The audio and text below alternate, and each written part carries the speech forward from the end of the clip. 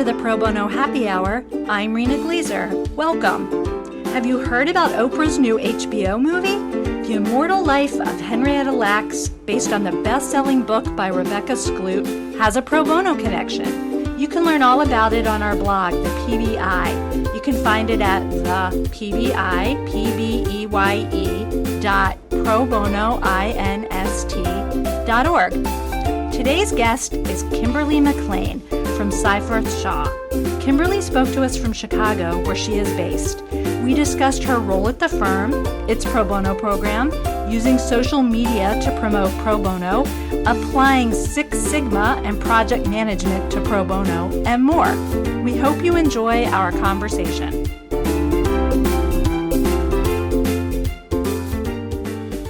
Hi, Kimberly. Welcome. Thank you so much for joining us. Thanks for inviting me. So we are super excited to speak to a podcast enthusiast. Here's how you've been described, and our crack research team found this, so shout out to them. They are amazing. Thank you, research team. Here's the quote.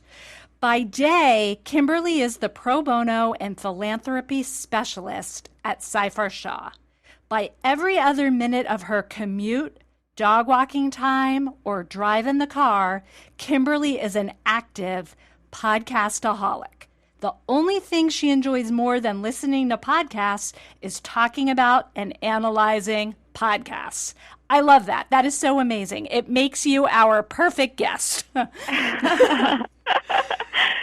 I can't believe you guys found that description. Yes, I did a piece for a local business startup consultancy organization, and they interviewed me on how to put on a great podcast. So that was the description that was given, and it's definitely something I enjoy talking about and partaking in. So that's amazing you guys found that. Oh, yeah. Although it ups our ante, right? A podcast aficionado and expert makes us, we've got to be on our game, but I think we're up for it. So let's roll. Let's jump right in. To start, could you tell us a little bit about your background? Sure. So my early career was all in nonprofit. Social justice has always been a pretty big priority for me. Before Seyfarth, I was actually working as a paralegal at a nonprofit legal aid agency called the Center for Disability and Elder Law. And the executive director there was actually the one who told me about the opening at Seyfarth and got me in the door for the interview. And I think the pro bono and philanthropy partner, Allegra Nethery, thought it would be interesting to fill the role with someone who had an existing background in the legal aid field. And it's really worked out. I've been able to maintain many of my relationships from my days in legal aid while supporting a thriving pro bono program in the private sector. I've actually stayed very involved with the Center for Disability and Elder Law, and just through board service on the Young Professionals Board, and actually this year I'm serving as the board president.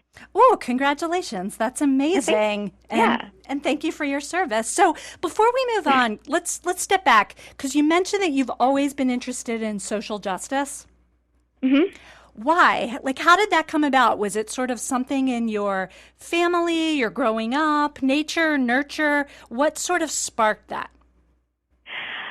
I think it's just in my nature. I've always been a little bit of an activist all through high school and certainly through college. I've always been sort of engaged in social sciences, and that's always been what has interested me.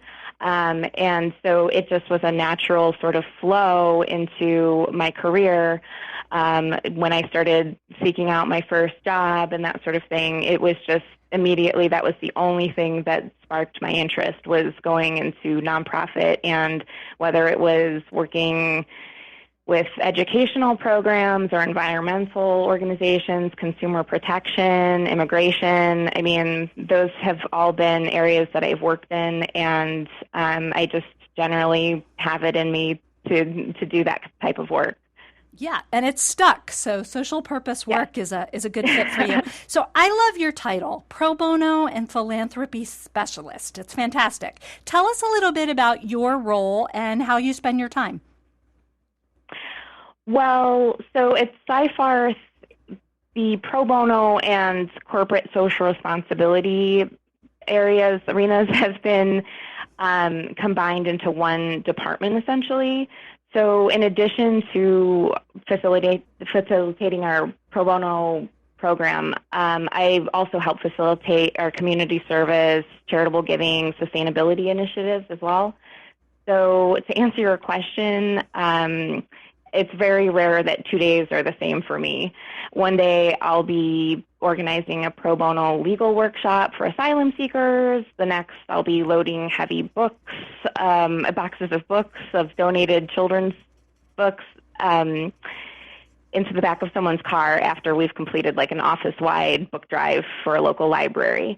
Or I'll be finalizing the details of hundreds of charitable grant requests one morning, and then later that afternoon I'll be helping an associate find the right pro bono case. So yeah, to answer your question, it's a little of everything. I wear a lot of hats here.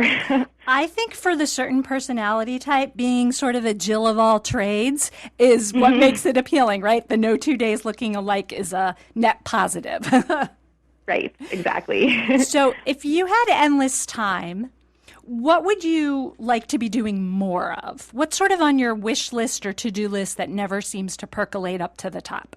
I do sometimes miss being truly in the trenches through legal aid work and interacting directly with pro bono clients.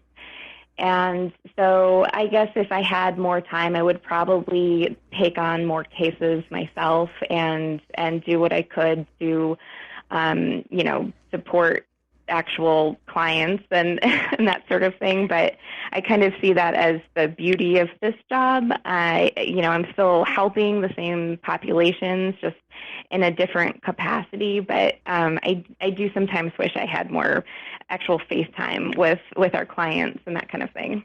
Oh, that really resonates with me. Since we're not a direct legal services provider, the sort of lack of front line, day to day, hour to hour, sort of, I play around with that in my head too. So I really, that's great. That speaks to me and things that I think about a lot personally.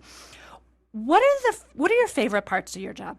What do you like the most? Well, I mean, everything that I just mentioned in that, I'm doing so many different things that are essentially benefiting the greater good.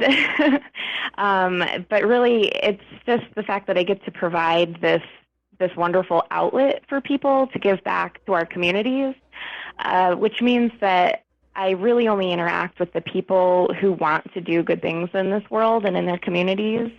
And the attorneys and paralegals and staff members at Seyfarth who seek me out are really just interested in helping others in need. And so that's, I think, a wonderful part of this job is just interacting with so many genuinely wonderful people. Yeah, I think sometimes we are so fortunate to work with the best slice of the legal profession. There's so many lawyer jokes and disses on lawyers, and we get to see the other side, right? The noble and the passionate. Exactly. So that's really heartening. That's so great. What do you see as your biggest challenges? Well, our pro bono and philanthropy department is really just made up of two people, myself and Allegra Nethery. We're both based here in Chicago, and we really don't have pro bono and philanthropy staff in other offices. So, we certainly have pro bono champions in other cities who promote the program, but nobody whose job it is to actively facilitate the program on a day-to-day basis. So, as a result, we occasionally have certain offices that fall behind in their, pro bono and community service involvement, but we really try to travel a lot and visit those offices as much as possible just to make sure everyone aware of, the opportunities that are out there. But the traveling in and of itself, I think, can be a pretty big challenge. Yeah, that's a great point. Sort of distance and geography and what that Right. means and how you manage and direct a pro bono program when you're not physically there. So until we have, cloning, Right. that's going to be hard. Just so people have some sort of color, could you sort of tick off offices that you've been to? Where are you traveling to in a yearly cycle, you and or Allegra? Well, Allegra goes everywhere. She generally, I think, touches each office, makes one visit each year to, I think, every office. Myself, I have little babies at home, so lately it's been a little more challenging to partake in that, and I've been kind of holding down the fort while Allegra is sort of trots around the globe to to get to all of our offices. But I've personally been out to California to visit our San Francisco and Sacramento offices, and I have plans later in the year to get up to New York and Boston and really get some face time with some of our attorneys and staff in those regions. Yeah, I think that's helpful just to give people an idea of the firm's reach, and sort of what we're talking about, sort of east to west, north to south, really all over the place. Yeah. So I think pro bono and philanthropy are really visible reflections of a firm's core values. And I think the firm sort of states this in some language that I think is really heartening. And the way the firm states it is that your program follows the, quote, guideposts of compassion, action, and impact. That's a theme that you see on your website and your pro bono annual reports and other sort of statements that you put out. So I'm curious, what do this phraseology of compassion, action, and impact mean to you? Well, so just to give a little context to the compassion, action, impact tagline, I guess, it mirrors Seyfarth's main tagline, which is breadth, depth, and results, which has been around for a very long time, and our spinoff has also been around for a significantly long time as well. And I feel like it's sort of ingrained in our minds, and it sort of falls into it. It's a theme in almost everything that we do. To me, compassion is just recognizing a need in our communities, like, for example, a gap in the justice system. Action is confronting it with everything that we have, our time and our resources, and really confronting it head on. And impact is just seeing the significant difference we've made in the lives of those affected by something like a tangled legal system.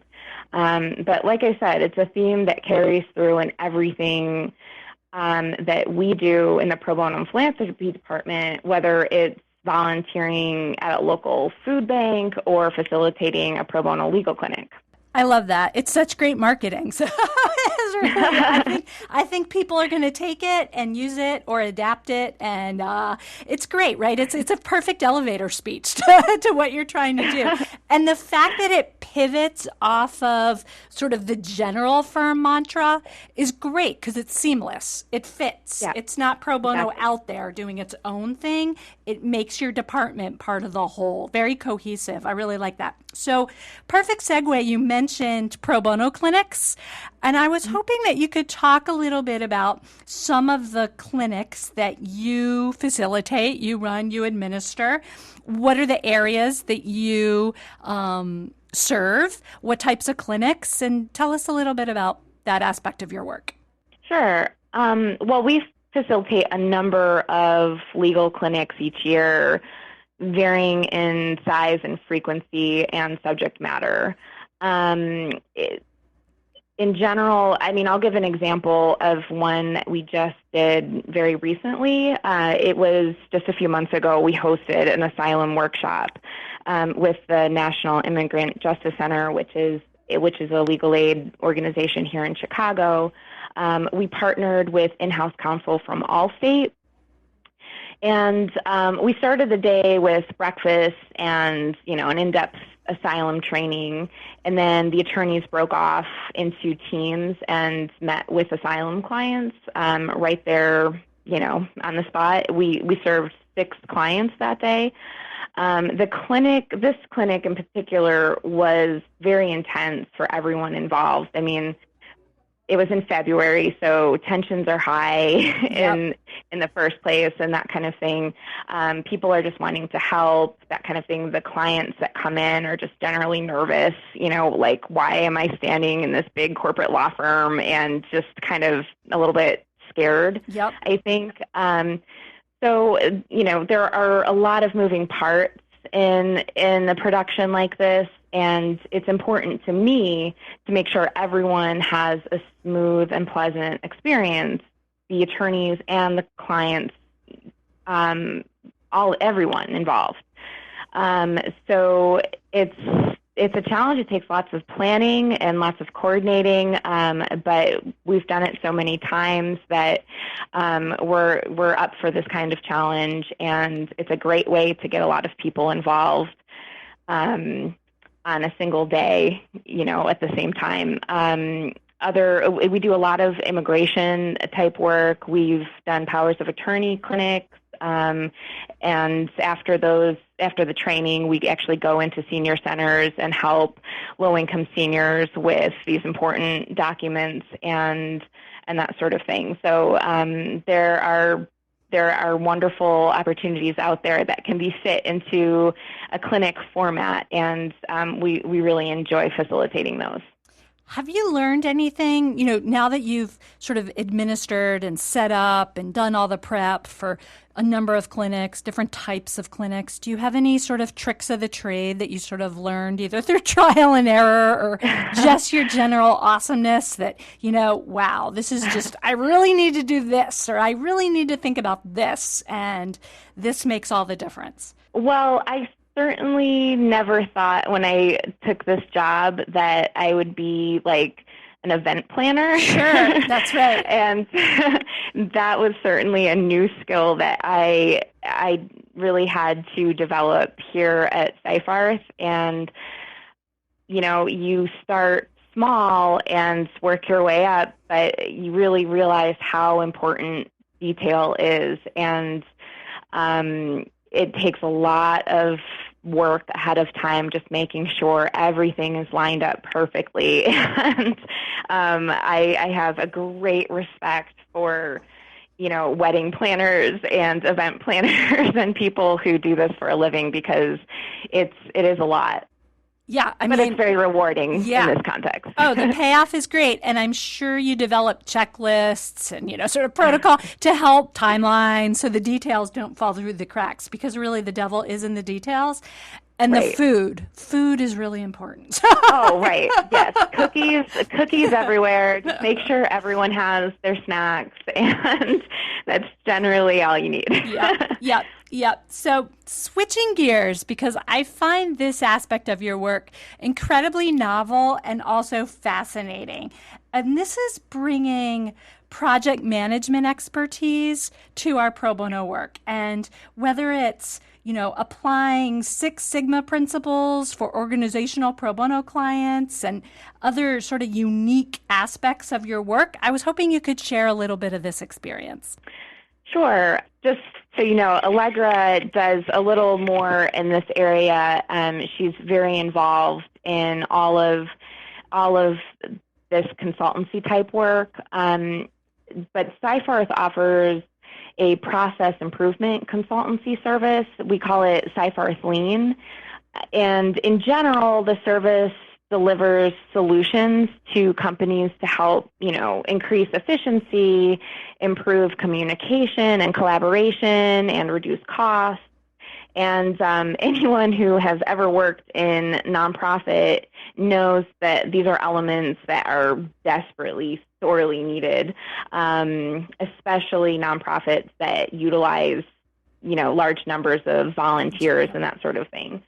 So Seyfarth Lean goes in. Our Seyfarth Lean group has taken on more and more pro bono projects within the last few years. And I've been involved in a few. The first project happened a little bit before my time. It was kind of coming to an end in 2012, and it was for kids in need of defense. And there have been so many projects since then.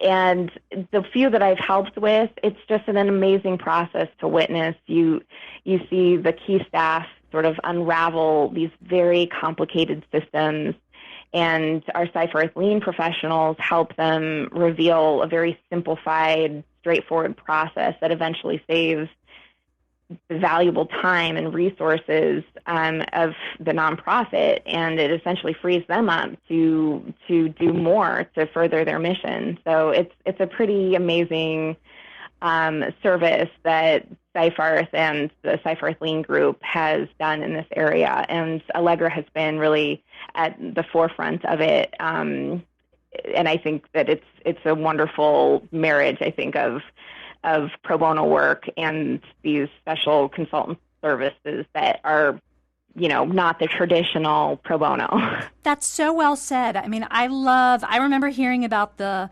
work for kind and how kind of mind-blowing it was, right? To take what this Seyfarth Lean is something the firm is really known for, right? I think people will have heard of it, and it's novel, and it's an important niche in the marketplace, and it's so amazing. And using that kind of in the legal services and access to justice sector to make it all work better, right? To help resource-starved nonprofits do our work better so we can provide more justice.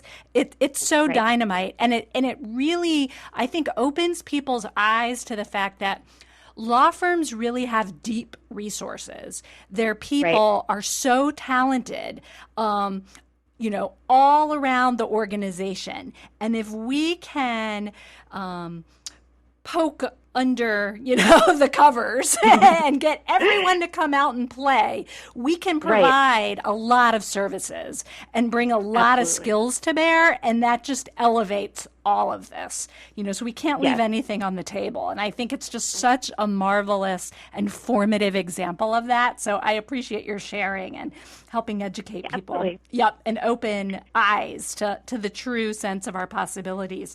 Another cool thing you're involved in is cultivating a social media presence for the Pro Bono and Philanthropy Department. And a lot of us are still a little behind the times.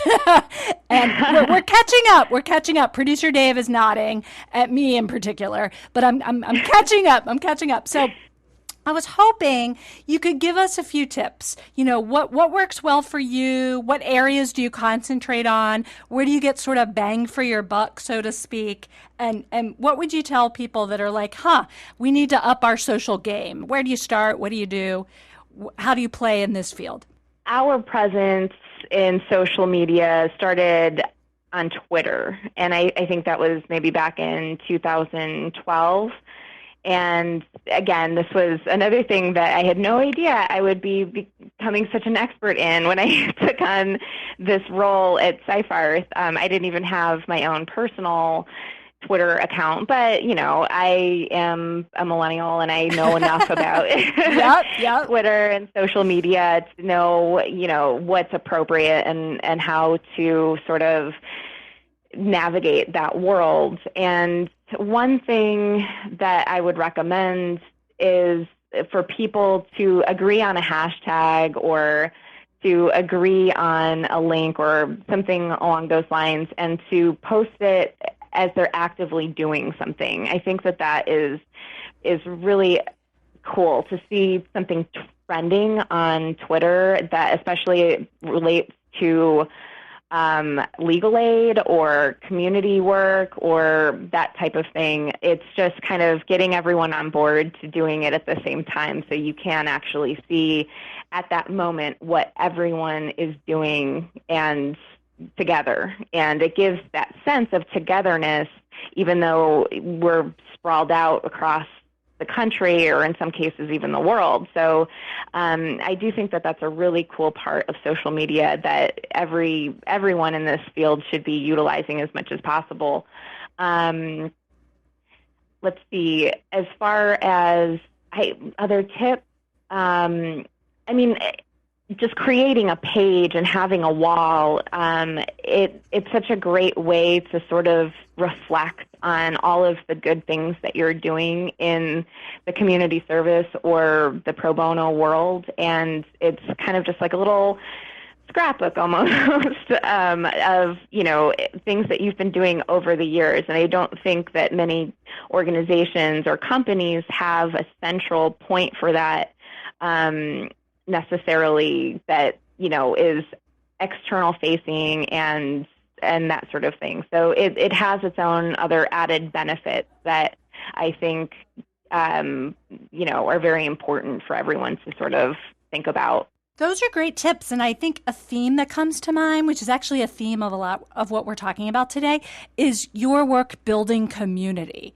And through social, through the dedicated hashtag, through, directing a conversation. It's a lot about building a community in Chicago, across offices, in different areas of social justice. I think it's a really cool construct and a way of looking at it. So a quick follow-up while you were talking about this is, who's your audience? Do you have an audience in mind when you're crafting posts or thinking about tweets or pages? Sometimes my audience is, the legal aid organizations out there. Yep.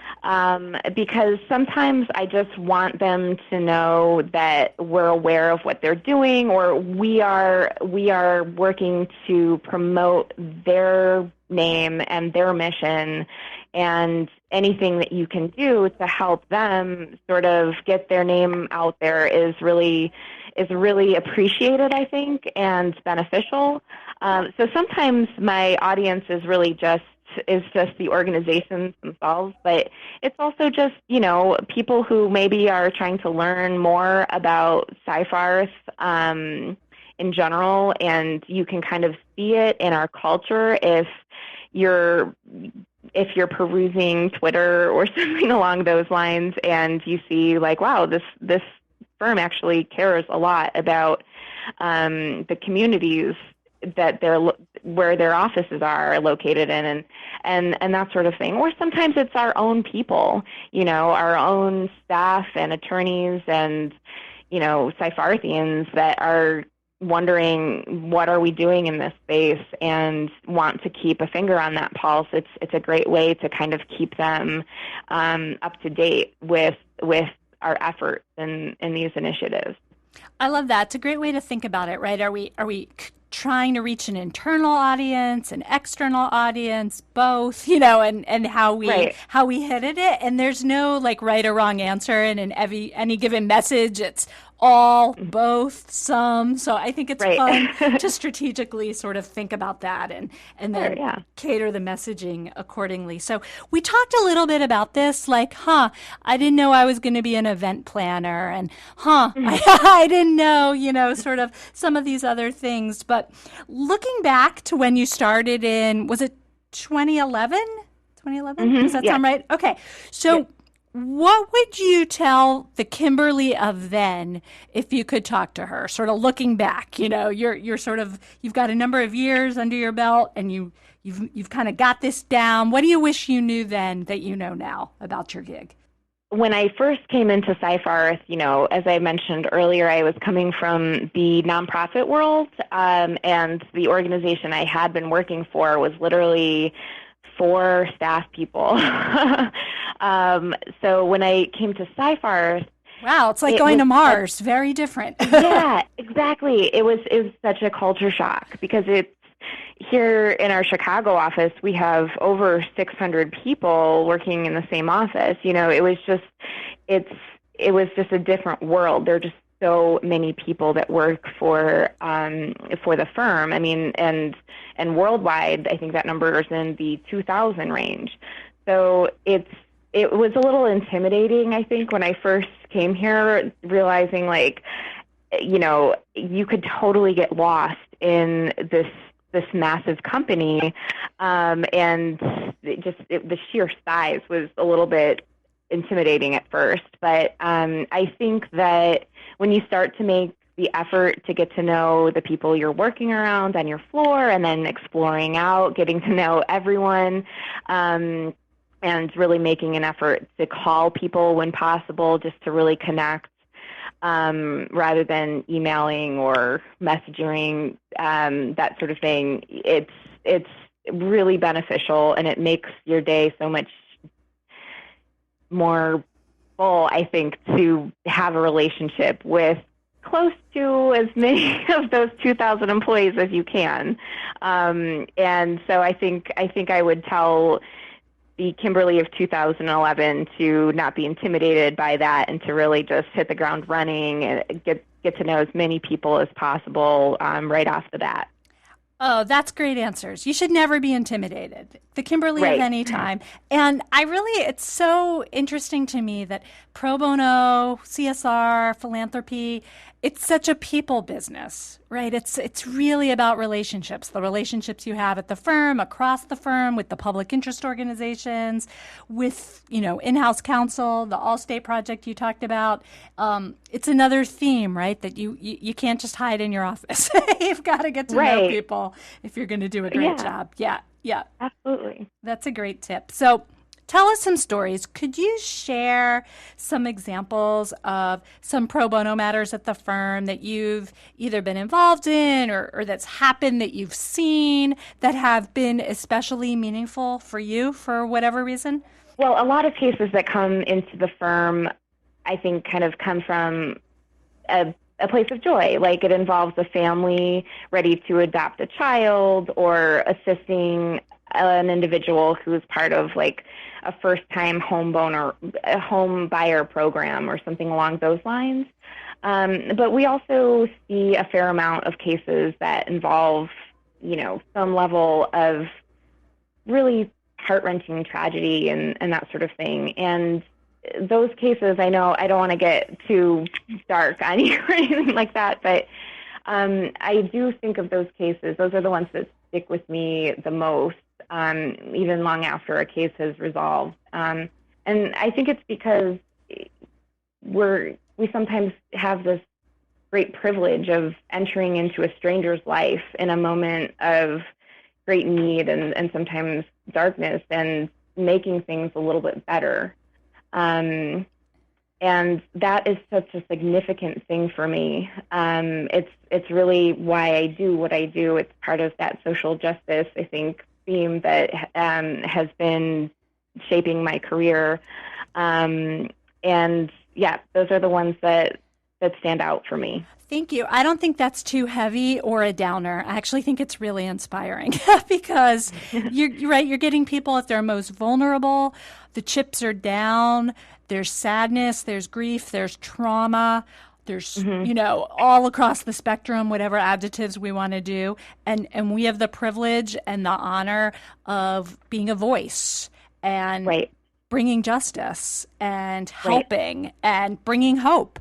And those are all amazing and powerful opportunities and gifts. So I don't think it's a downer. I think it's really inspiring and really encouraging. So I think that was a wonderful way to think about it. If you had a magic wand, what one thing would you change about the pro bono program?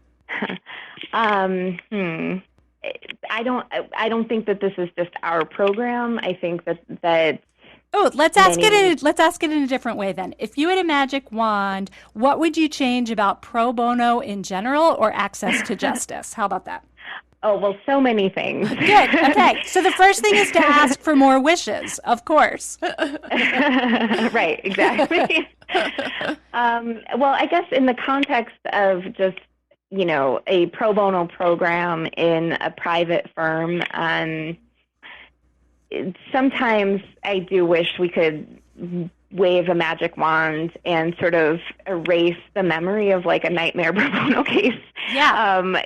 Because sometimes, there are situations that I'm sure you're familiar with, and any pro bono coordinator would be familiar with, and it's the case that starts as a relatively straightforward project, and it just like spirals out of control. And in some instances, I do think that it ruins a person's desire to take on another pro bono case, especially if it's their first experience with pro bono. So it doesn't happen very often, but in the few cases that I have seen where that has happened, I do wish I had that magic wand just so I could just say, no, this was a fluke.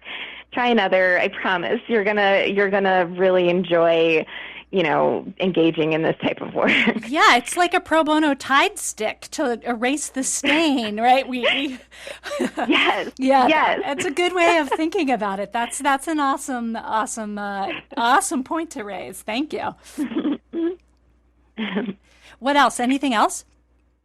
Oh, just closing the justice gap in general. I think that could use a little magic wand. Yeah. As hard as we all try, and there's so many amazing, wonderful professionals that are dedicated to improving legal services in the United States and everywhere. It's a very long uphill battle that I think we're all facing, and we make very small but impactful changes. I think every day, but if we had a magic wand, I think that we could get to that result a lot faster.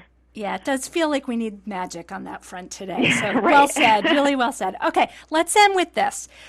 Who is your pro bono role model? And you can tell us more than one, and why. I would be lying if I didn't say that Allegra is definitely one of my role models.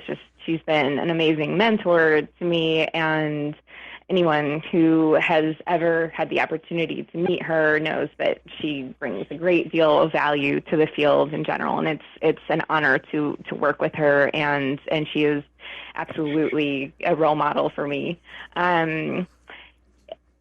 In general, just as a person in this industry who's not a licensed attorney, I also have a lot of respect for the legal professionals out there like myself who have managed to make their way through this field and work their way, to the top or just to a significant role.